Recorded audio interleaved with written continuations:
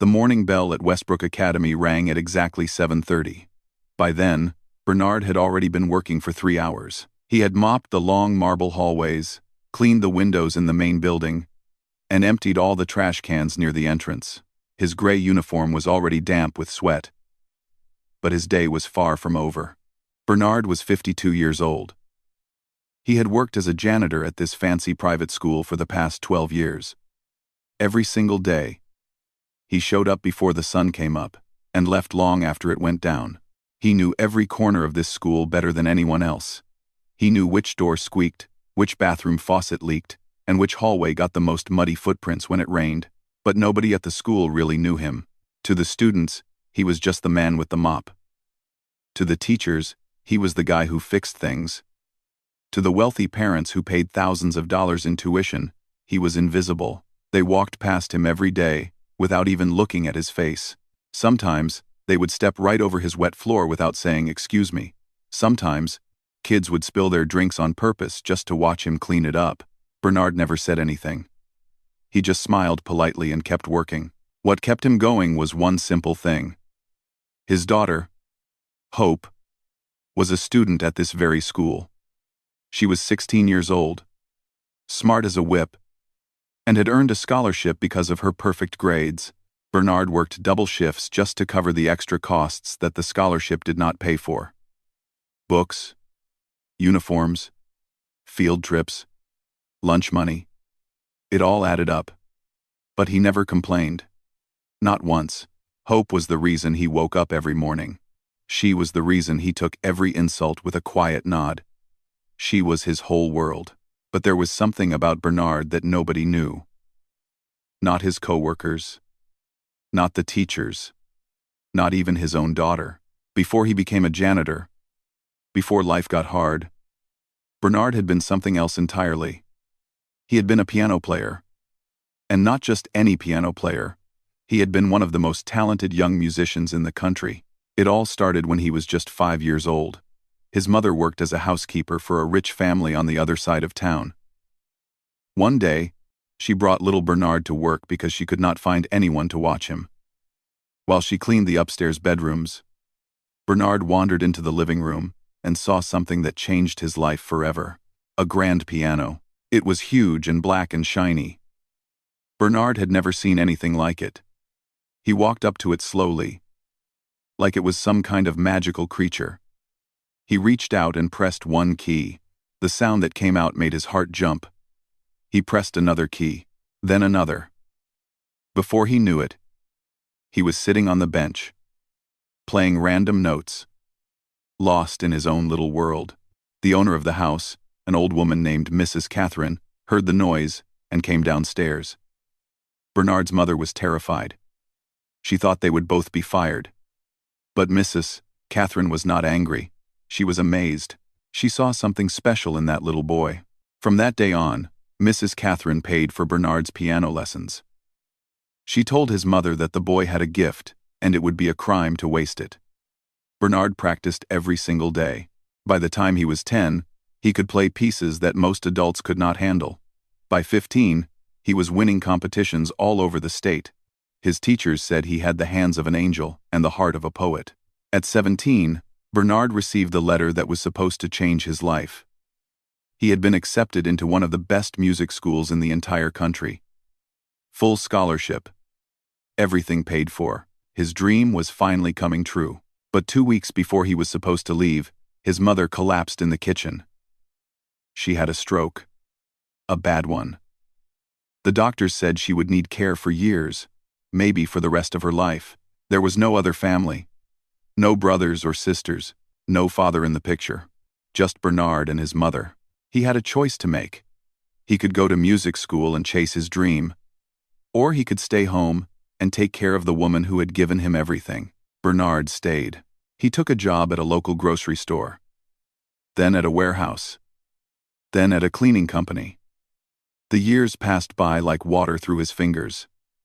His mother passed away when he was 31. By then, Bernard had not touched a piano in over a decade. The music inside him had gone quiet. He met a kind woman and got married. They had a daughter. They named her Hope because that is what she was. She was his second chance at happiness. But when Hope was only 4 years old, her mother got sick. Cancer. She fought hard for 2 years. But in the end, the disease won. Bernard was alone again. Just him and his little girl. He took the janitor job at Westbrook Academy because it paid decent and came with good health insurance. When Hope got older and showed how smart she was, Bernard made it his mission to get her into the best school possible. Westbrook Academy had the best teachers, the best programs, and the best chance at a good future. He did not care that he had to mop floors at the same school. He did not care that rich kids looked down on him. All he cared about was giving his daughter the life she deserved. Hope knew her father worked hard, but she did not know the whole story. Bernard never told her about the piano. He never told her about the scholarship he gave up. He never told her that he used to make music so beautiful it could make people cry. Some nights, when Hope was asleep, Bernard would sit alone in the living room of their tiny apartment. He would look at his hands. They were rough now, covered in calluses from years of hard work. He would flex his fingers slowly and wonder if they still remembered how to play, but he never tried to find out. The piano was a door he had closed a long time ago. Opening it again would hurt too much. At school, Bernard kept his head down and did his job. He watched students walk past him on their way to music class. He heard them practicing in the auditorium, making mistakes, laughing, learning. Sometimes, when he was cleaning near the music room, he would stop for just a moment and listen. A sad smile would cross his face before he moved on. He told himself that chapter of his life was over. He told himself that his only job now was to be a good father. But fate has a funny way of changing things, and Bernard's life was about to change in a way he never could have imagined. It all started on the night of the spring gala, the biggest event of the school year, and it started with an insult that was meant to break him. Little did anyone know, that insult would set his soul free. The spring gala was the most important night of the year at Westbrook Academy. Parents flew in from all over the country. Some even came from overseas. They wore expensive suits and designer dresses. They donated huge amounts of money. And they expected a perfect evening. The main hall had been transformed into something out of a fairy tale. Crystal chandeliers hung from the ceiling. White roses covered every table. A red carpet stretched from the entrance all the way to the stage. And in the center of that stage sat a beautiful grand piano, polished until it sparkled like a mirror. Bernard had spent the entire week getting the hall ready. He had cleaned every inch of it. He had polished every surface. He had made sure every flower was in the right place. Now, on the night of the gala, he was supposed to stay out of sight. His job was to wait in the back, ready to clean up any spills or messes, but never to be seen by the guests. He stood near the service door in his gray uniform, watching the wealthy families arrive. Women in diamonds, men in watches that cost more than his yearly salary, children who had never known what it was like to struggle. And then he saw Hope. She walked in wearing a simple blue dress. It was not expensive, but she had saved up for months to buy it. Bernard thought she looked more beautiful than anyone else in the room. But he also saw the way she held herself. Her shoulders were a little stiff. Her smile was a little forced. She was nervous. Hope had never felt like she belonged at this school. The other kids had vacation homes and private drivers. She had a tiny apartment and a father who mopped floors. She loved her dad more than anything. But she had never told anyone at school what he did for a living. She was not ashamed of him. She was ashamed of how others might treat him. Tonight, she just wanted to blend in. She just wanted to enjoy the gala like everyone else. The evening started smoothly. The headmistress, Mrs. Pemberton, gave a speech about excellence and tradition. Students performed short pieces on stage. Parents clapped politely and wrote big checks. Everything was going according to plan. Then came the moment everyone was waiting for, the main performance. Every year, the school hired a professional pianist to play during the gala. It was supposed to be the highlight of the night. This year, they had booked a famous musician who had performed in concert halls around the world. His name was on all the invitations. People had been talking about it for months. But 15 minutes before he was supposed to play, Mrs. Pemberton got a phone call that made her face go white. The pianist was not coming. His flight had been canceled due to bad weather. He was stuck in another city with no way to get here in time. There was no backup plan. There was no one else who could play at that level.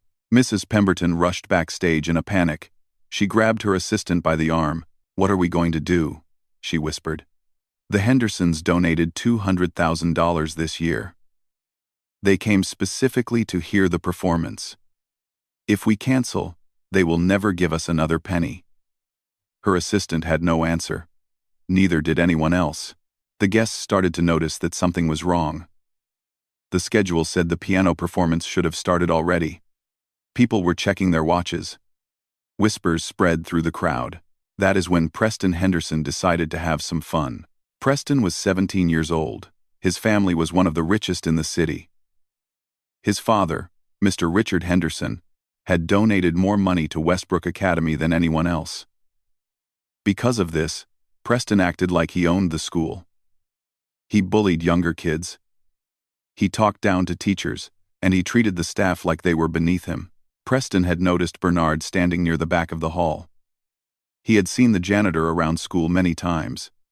He enjoyed making little comments whenever he walked past, asking him to pick up trash, telling him he missed a spot, small cruelties that made Preston feel powerful. Tonight, with the gala falling apart and everyone looking anxious, Preston saw an opportunity. He walked toward the stage with a smirk on his face. He grabbed a microphone from one of the stands. "Hey everyone," he said loudly. The room went quiet.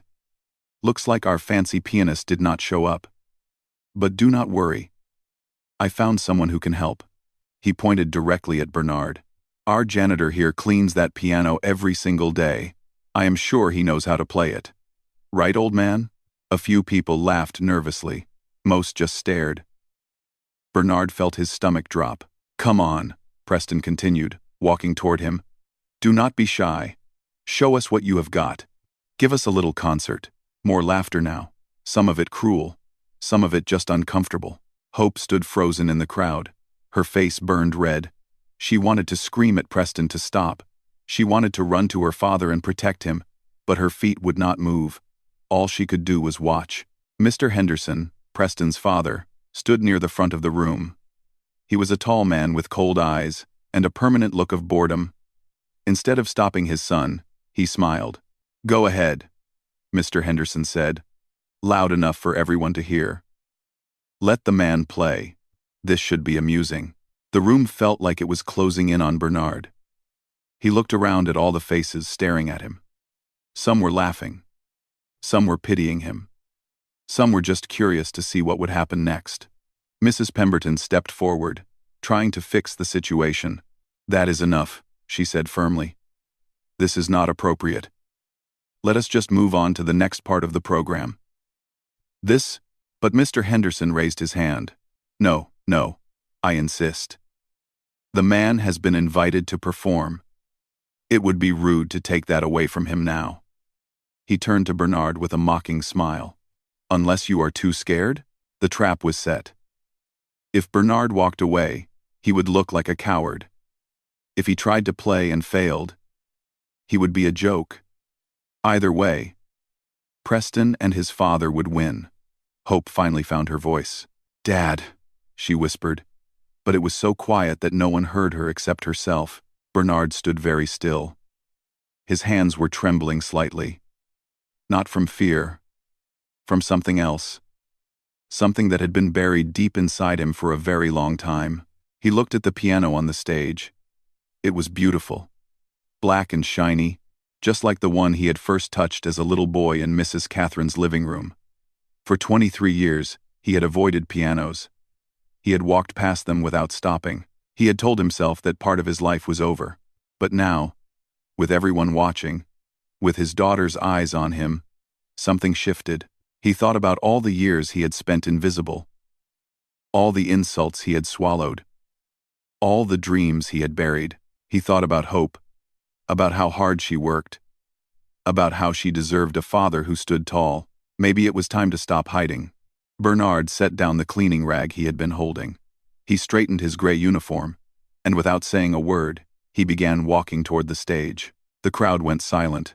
Preston's smirk started to fade. He had expected the janitor to run away. He had not expected this. Bernard climbed the steps to the stage. His footsteps echoed in the quiet hall. He walked past the microphone, past the flowers, past all the decorations he had set up himself. He stopped in front of the grand piano. For a long moment, he just stood there, looking at the keys.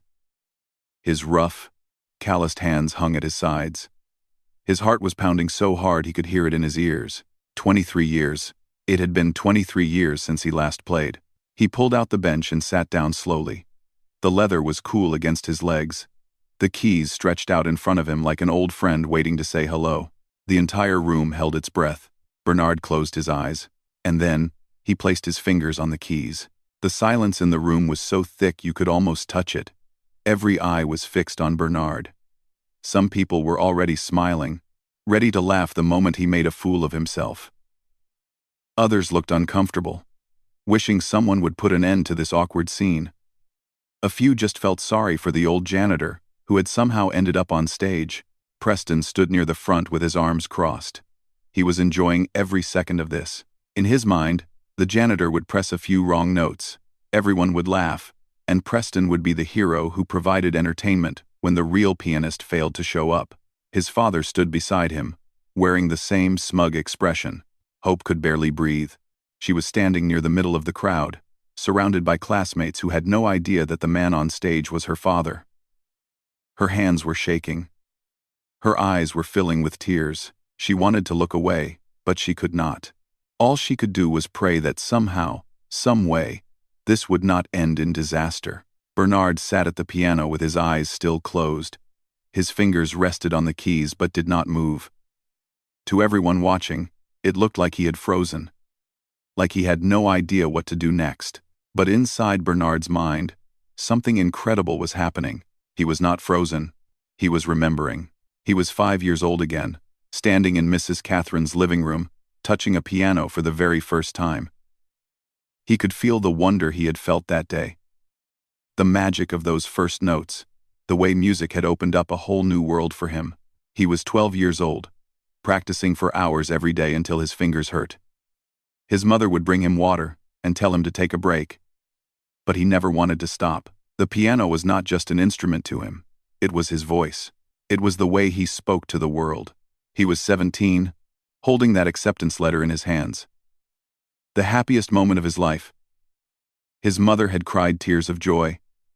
She had hugged him and told him how proud she was. He had felt like anything was possible. And then he remembered her face in the hospital, pale and tired.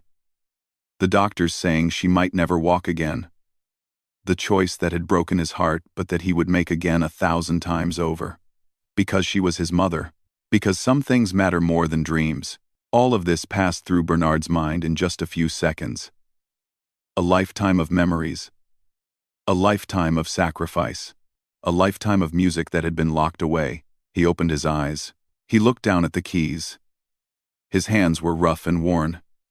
They did not look like the hands of a pianist anymore. They looked like the hands of a man who had spent decades scrubbing floors and carrying heavy loads. But hands remember things that the mind sometimes forgets. Bernard took a slow, deep breath. And then, he began to play. The first note rang out through the hall. It was soft and gentle, almost like a question. A few people shifted in their seats, waiting for the mistake that was sure to come. But there was no mistake. The second note followed. Then the third. Then a cascade of notes that flowed together like water running over smooth stones. Bernard was playing a piece by Chopin. It was one of the most difficult pieces ever written for piano. Professional musicians spent years trying to master it. Some never did. Bernard played it like he was born for it. The music filled the room. It started soft and sad, like a memory of something lost. Then it began to build. Layer upon layer. Emotion upon emotion. The notes climbed higher and higher, telling a story without words.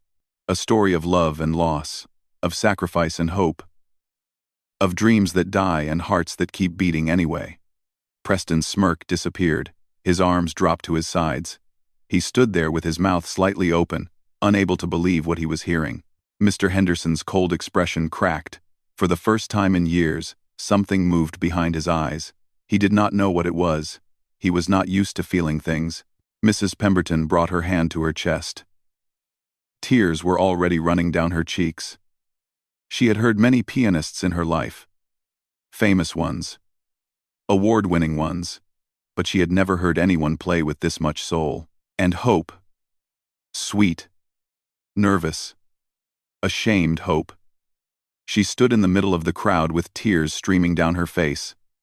But these were not tears of embarrassment. These were tears of wonder. Of pride. Of a love so deep it hurt. This was her father. Her quiet, humble, invisible father. The man who woke up before dawn every day to mop floors so she could have a better life. The man who never complained, never bragged, never asked for anything in return. She had never known. All these years, she had never known what was hiding inside him. The music grew more powerful. Bernard's fingers moved across the keys with a speed and grace that seemed impossible. His eyes were closed again. He was not thinking about the crowd anymore. He was not thinking about Preston or his father or any of the people who had looked down on him for years. He was just playing. For the first time in 23 years, he was just playing. And it was the most beautiful thing anyone in that room had ever heard. An older woman in the front row started to cry quietly. Her husband put his arm around her. A young boy tugged on his mother's sleeve and whispered that he wanted to learn piano. A teacher who had walked past Bernard 1,000 times without ever saying hello felt a wave of shame wash over her. The music told the truth in a way that words never could. It told them that this man was not just a janitor. He was an artist. A master. Someone who had given up everything and asked for nothing. As the piece reached its final movement, Bernard played with everything he had. Every note was perfect. Every pause was exactly right. The music swelled like a wave rising from the ocean, carrying everyone in the room with it. And then, with one last, breathtaking chord, it was over. Bernard lifted his hands from the keys. The final note hung in the air for a moment, then faded into silence. No one moved. No one spoke. The room was completely still. Bernard sat there with his head bowed, breathing hard. His hands were trembling. Not from nerves this time, but from the weight of what he had just done. He had opened a door he thought was closed forever, and now he did not know what would happen next. The silence stretched on for what felt like an eternity.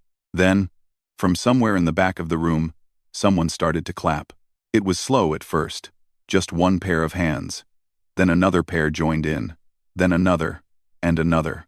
Within seconds, the entire room erupted into applause. People rose from their seats. They stood up, one by one, then in groups, then all at once. A standing ovation. The kind of applause that comes from deep in the heart. The kind that says we see you and we hear you and we are sorry we never noticed before. Preston stood frozen, his face pale. His father looked down at the floor, unable to meet anyone's eyes. Mrs. Pemberton was clapping so hard her hands hurt. Tears were still streaming down her face. But Bernard was not looking at any of them. He was looking at Hope. She was pushing through the crowd, not caring anymore who saw her or what they thought. She reached the edge of the stage and stopped. Her face was wet with tears. Her hands were pressed against her heart. Father and daughter looked at each other across the distance, and for the first time in a very long time, Bernard smiled. Not a polite smile. Not a tired smile. A real smile. The kind that starts deep in your soul and works its way up to your face. He had spent 23 years being invisible. Tonight, for just a few minutes, the world had finally seen him. But the only audience that mattered to him was standing right there, looking up at him with all the love in the world. His daughter, his hope. The applause did not stop for nearly 5 minutes. People clapped until their hands turned red. Some wiped tears from their eyes. Others just stood there shaking their heads, still trying to understand what they had just witnessed. Bernard remained seated at the piano. He did not know what to do. For 12 years, he had spent his life trying to stay invisible. Now, Hundreds of people were staring at him like he had just performed a miracle. Hope climbed onto the stage. She did not care that everyone was watching. She did not care that her classmates now knew the janitor was her father. None of that mattered anymore. She ran to Bernard and threw her arms around him. "Dad," she whispered into his shoulder. "Why did you never tell me?" Bernard hugged her back tightly. His voice was thick with emotion when he finally spoke. "I did not want to live in the past," he said quietly. "I wanted to focus on your future." Hope pulled back and looked at him. Her eyes were red from crying, but she was smiling. The biggest smile he had ever seen on her face. "That was the most beautiful thing I have ever heard," she said. Before Bernard could respond, people started coming toward the stage. Parents, teachers, students. They surrounded him, shaking his hand, patting his back, asking questions. Where did he learn to play like that? Why was he working as a janitor? Did he have any recordings? Could he play something else? Bernard answered as best he could, but he felt overwhelmed. This was not the life he was used to. He was used to quiet corners and empty hallways, not bright lights and crowds of admirers. Mrs. Pemberton made her way through the crowd and took Bernard's hand in both of hers. "Mr. Bernard," she said, and there was genuine respect in her voice. "I have worked at this school for 22 years. I have heard countless performances, but I have never, in all my life, heard anything like what you just played. You have a gift that most people can only dream of." Bernard did not know what to say. He simply nodded and thanked her. What he did not notice was the dozens of phones that had been recording his entire performance. In the age of social media, nothing stays private for long. Before the gala was even over, videos of the janitor playing piano were already being uploaded to the internet. By the time Bernard and Hope got home that night, the first video had already been viewed 10,000 times. By morning, it had reached 1 million. The title of the most popular video was simple. It read, "Janitor asked to play piano as a joke. What happened next?" Left everyone in tears. People shared it everywhere. It spread across every platform. News websites picked it up. Television stations called the school, asking for interviews. The story of the humble janitor with the hidden talent touched something deep in people's hearts. Comments poured in from all over the world. "I am sitting here crying at my desk. This man gave up his dreams to take care of his family. That is what a real hero looks like. The way those rich people tried to humiliate him, and he turned it into something beautiful. I have watched this 20 times, and I still get chills. Someone please find this man and give him a record deal. The world needs to hear more of his music. His daughter must be so proud. I hope she knows how lucky she is to have a father like that." Bernard woke up the next morning to 47 missed calls on his phone. He did not even know that many people had his number. When he checked his messages, he found emails from television producers, journalists, and even a few talent agents. He sat at his small kitchen table, staring at his phone like it was some kind of alien device. Hope came out of her room with her own phone in hand. Her eyes were wide. "Dad," she said slowly. "You are famous." Bernard shook his head. "I am not famous." "Dad, you have over 5 million views. People are writing articles about you. There is even a hashtag with your name." Bernard did not fully understand what a hashtag was, but he could tell from Hope's face that it was a big deal. The next few days were a blur. Reporters showed up at the school. Camera crews waited outside their apartment building. Everyone wanted to talk to the janitor who had shocked the world. At first, Bernard tried to avoid all of it. He was not comfortable with attention. He just wanted to go back to his normal life. But Hope convinced him to do at least one interview. "People want to hear your story, Dad," she said gently. "Not because you played well. Because of why you played. Because of what you gave up. Your story could inspire so many people who feel like their dreams are gone forever." Bernard thought about it for a long time. Finally, he agreed. The interview aired on a major morning news show. Bernard sat in a small studio, wearing the nicest shirt he owned, looking nervous under the bright lights. The host was kind and asked gentle questions. She asked about his childhood, about Mrs. Catherine and the piano lessons, about the scholarship to music school. And then she asked the question everyone wanted to know. You were accepted to one of the best music schools in the country. Full scholarship. Your entire future was in front of you. Why did you give it up? Bernard was quiet for a moment. When he spoke, his voice was calm and steady. My mother had a stroke 2 weeks before I was supposed to leave. She had no one else. Just me. He paused. Some people think I gave up my dream. But I did not see it that way. My mother gave me everything. She worked her whole life so I could have a chance. Taking care of her was not a sacrifice. It was an honor. The host had tears in her eyes. So did millions of people watching at home. Do you regret it? She asked softly. Even a little bit? Bernard shook his head without hesitation. Not for 1 second. I got to be with my mother in her final years. I got to raise my daughter. I got to watch her grow into the most incredible young woman I have ever known. He looked directly into the camera. Music is beautiful, but love is more beautiful. I would make the same choice 1,000 times over. The interview went viral. It was shared even more than the original video. People called Bernard a hero. They called him an example of what it meant to be a good person. Letters and emails poured in from strangers who said his story had changed their lives. A famous music producer reached out and offered Bernard a chance to record an album. A concert hall invited him to perform.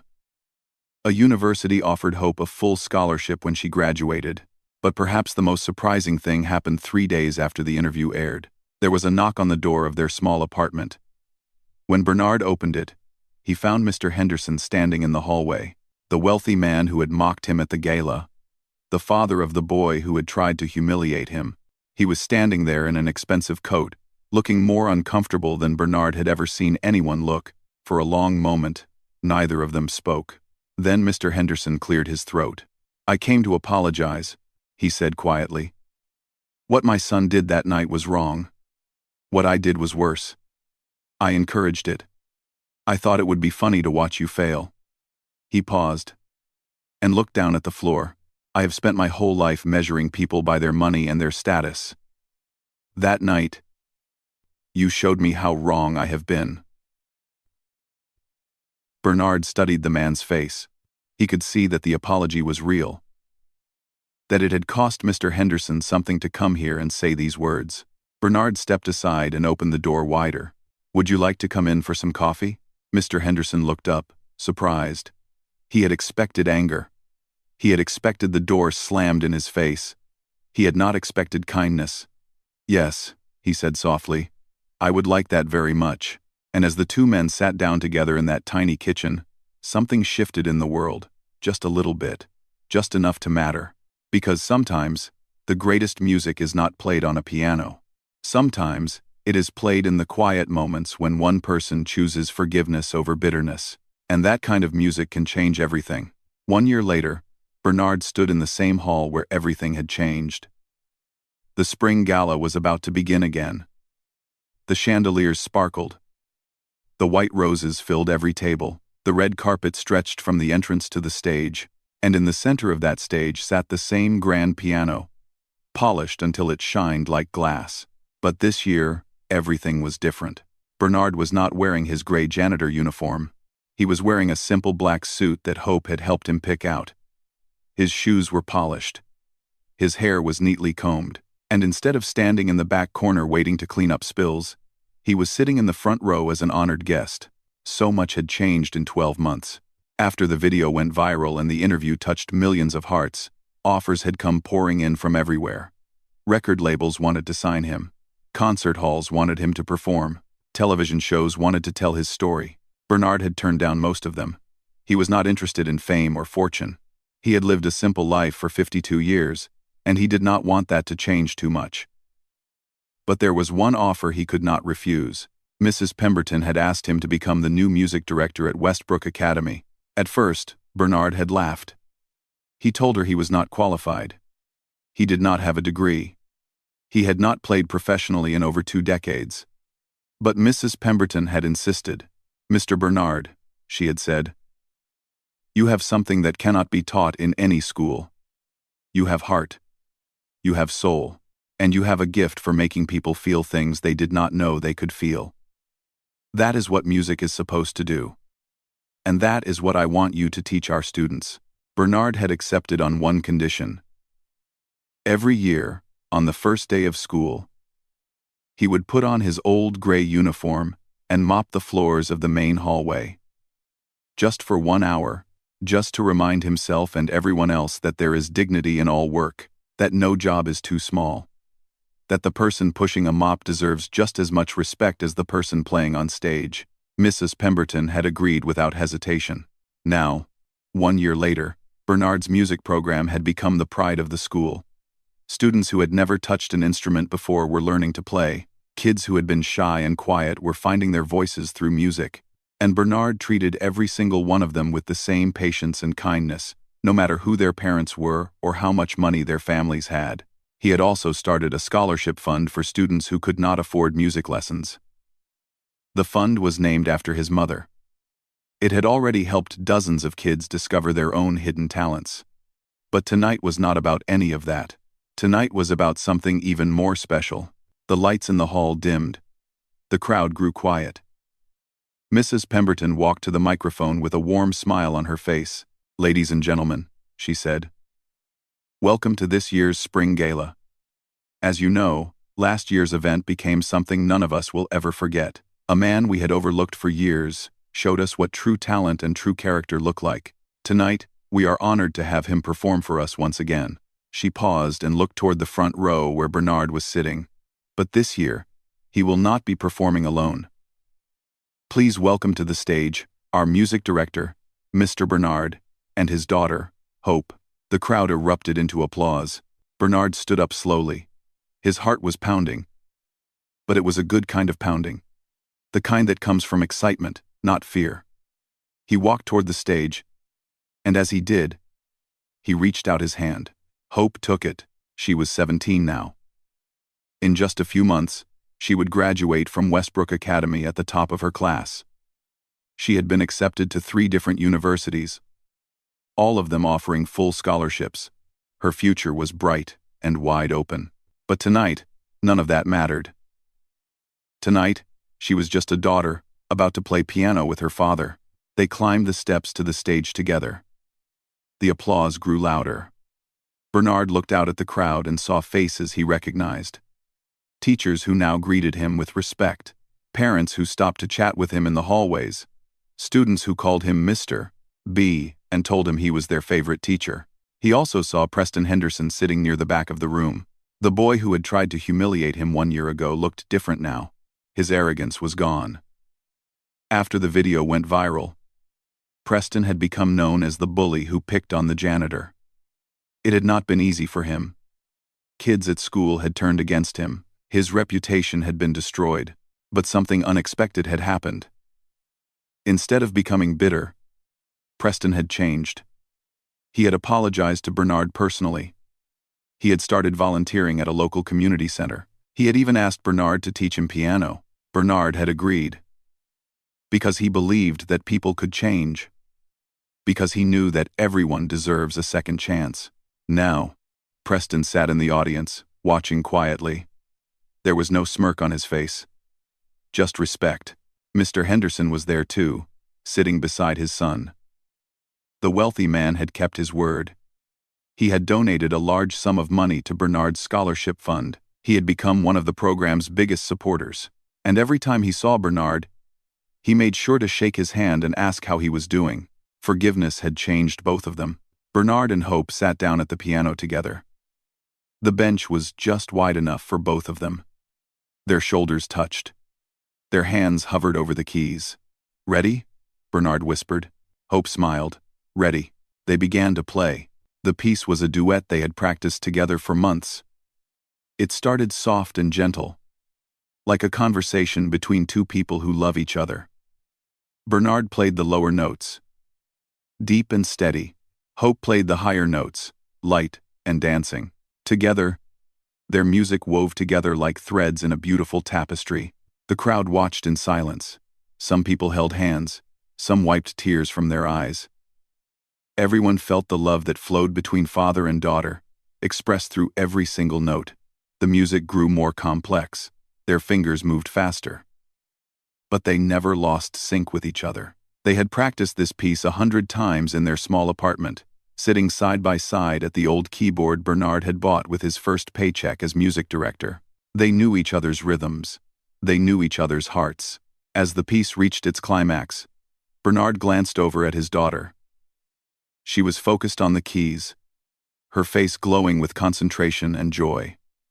In that moment, he saw everything. He saw the little girl he had raised alone. He saw the young woman she had become. He saw all the sacrifices and struggles and quiet victories that had brought them to this stage, and he knew that every single moment had been worth it. The final notes rang out through the hall. Father and daughter lifted their hands from the keys at the exact same time. The last chord hung in the air like a blessing. Then the silence broke. The crowd leaped to their feet. The applause was thunderous. People cheered and shouted and clapped until their hands hurt. It was even louder than last year, even more emotional, but Bernard did not hear any of it. He turned to Hope and pulled her into a hug. She hugged him back, burying her face in his shoulder just like she used to do when she was small. "I am so proud of you," he whispered. "I am proud of you too, Dad," she whispered back. "I always have been." They held each other while the crowd continued to cheer. Two people who had been through so much. Two people who had lost so much, but who had found something even more precious along the way: each other. Bernard had spent most of his life being invisible. He had mopped floors and emptied trash cans and watched the world pass him by. But he had never stopped loving. He had never stopped hoping, and in the end, that love and hope had lifted him up higher than any dream ever could. Some people spend their whole lives chasing fame and fortune. They step on others to get to the top. They measure success by money and status and applause. But Bernard knew the truth. The greatest success is not what you achieve. It is who you become. It is the lives you touch. It is the love you give and the love you receive. And by that measure, Bernard was the richest man in the world. As he stood on that stage with his daughter by his side, the applause still ringing in his ears, he made a silent promise. He would spend the rest of his life teaching others what he had learned: that your past does not define you, that your circumstances do not limit you, that no matter how invisible you feel, you have something beautiful inside you, waiting to come out. All you have to do is find the courage to play.